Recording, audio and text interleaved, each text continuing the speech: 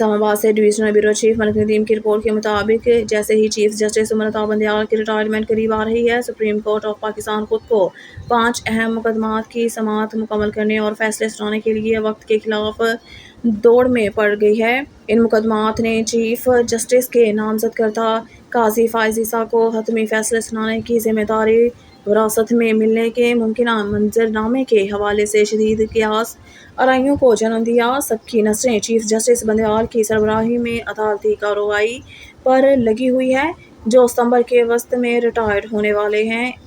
اپنی مدت ملازمت کے اختتام سے محض 4 ہفتے قبل ریٹائر ہو رہے ہیں۔ سپریم کورٹ بل 2023 کا مطالبہ کرنے والے متنازع معاملات میں سے ایک ہے۔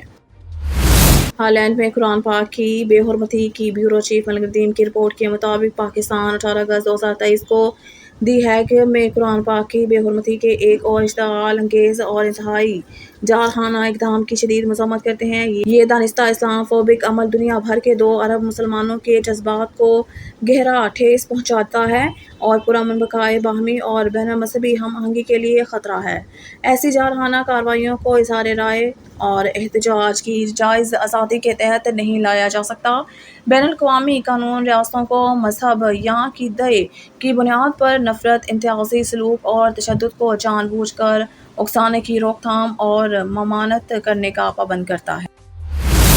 Divisional bureau chief Malik Nadeem کی رپورٹ کے مطابق اسلام آباد سپریم کورٹ نے جمعے کو وفاقی تحقیقات ایجنسی FIA کے نام نجی کاروبار میں استعمال کرنے پر سوال اٹھایا اور اس بات کا جائزہ لینے کا اشارہ دیا آیا اس معاملے میں از خود دائرہ اختیار استعمال کیا جا سکتا ہے۔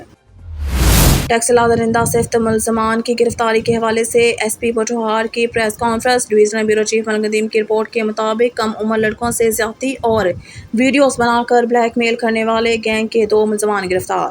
ملزمان قمر زمان اور احسان الہی نے کم عمر لڑکوں کو زیادتی کا نشانہ بنایا اور ویڈیو بنا کر بلیک میل کرتے رہے۔ واقعے کی اطلاع پر پولیس نے فوری مقدمہ درج کرکے 2 ملزمان کو گرفتار کر لیا۔ ملزمان کے دیگر ساتھیوں اور سہولت کاروں کو بھی گرفتار کیا جائے گا۔ ملزمان سے مزید تفتیش کی جا رہی ہے۔ پورنوگرافی کے حوالے سے بھی تحقیقات کی جا رہی ہے۔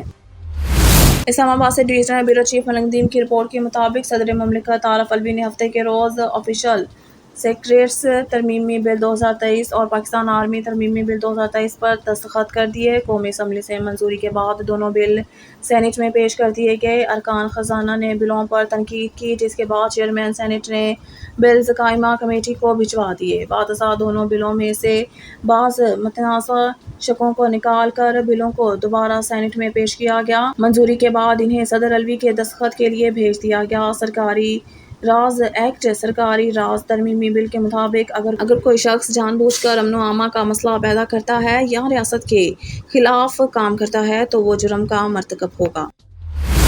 بیورو چیف ملک ندیم کی رپورٹ کے مطابق اسلام آباد معروف صنعت کار گوہر اعجاز نے جمعے کے روز نگران وفاقی وزیر تجارت اور صنعت کار عہدہ سنبھال لیا، جس کا مقصد ملکی برآمدات کو $80 ارب تک پہنچانا ہے۔ نگران وفاقی وزیر کو جمعے کو کامرس ڈویژن اور صنعت کو سونپے گئے اہم کاموں اور ذمہ داریوں کے بارے میں ایک جامع بریفنگ دی گئی۔ بریفنگ کے دوران اعجاز نے سرکاری اداروں کو دی جانے والی سبسڈیز کے حوالے سے خدشات کا اظہار کیا اور ان سبسڈیز کو بتدریج ختم کرنے کے اپنے عزم پر زور دیا۔